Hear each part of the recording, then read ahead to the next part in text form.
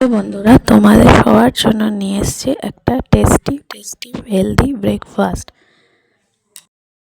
আমার ফেসবুকের সকল বন্ধুদের জানাই শুভ সকাল। সকালবেলায় পোস্ট করলাম, যদি পারো ভিডিওটা দেখে নিজেদের জন্য ব্রেকফাস্ট বানিয়ে খেও বা ছুটির দিনে বানিও। আশা করবো তোমাদের সবার ভালো লাগবে।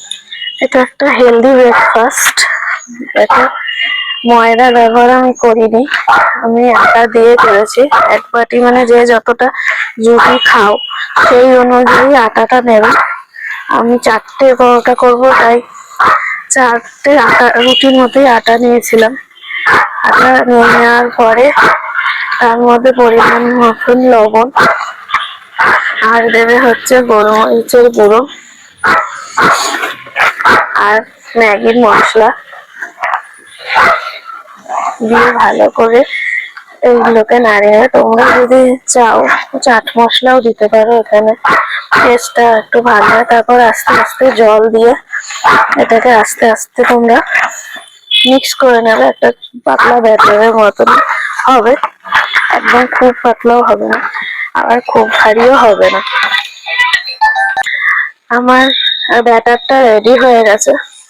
তোমরা যদি ওই কেক বানানোর যে হয় ব্যাপারটা, ওইরকম জিনিস থাকে সেটা দিয়েও করে। আমি কাঁটা চামচ আর চামচ ইউজ করেছি। তারপরে আমি কিছু ভেজিটেবল চপ করে নেব।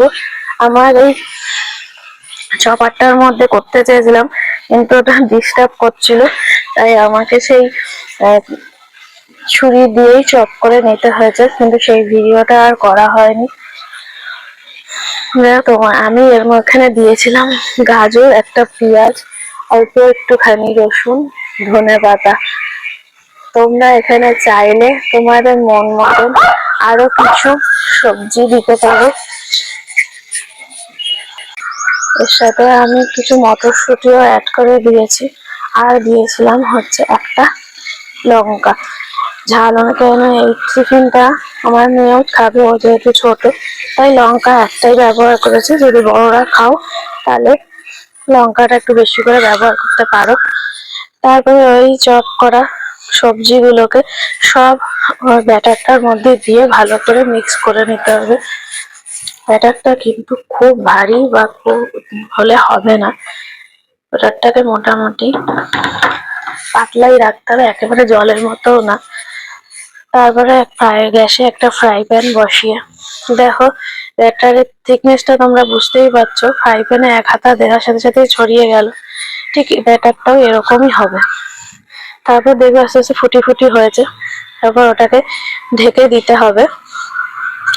তারপর উঠিয়ে ঢাকনা উঠিয়ে দেখতে হবে যে একটা সাইড হয়েছে নাকি, তাহলে আস্তে আস্তে আলগা হাতে পরোটাটাকে উল্টে নিতে হবে। তাড়াহুড়ো করলে কিন্তু হবে না, কড়াইতে লেগে যাবে। দেখো, তোমাদের সাথে কথা বলতে বলতে আমার একটা পরোটা ভাজা হয়ে গেল। এই করে করে আমি আরো দুটো পরোটা, সবগুলো পরোটাই আমি এইভাবে ভেজে নিয়েছি।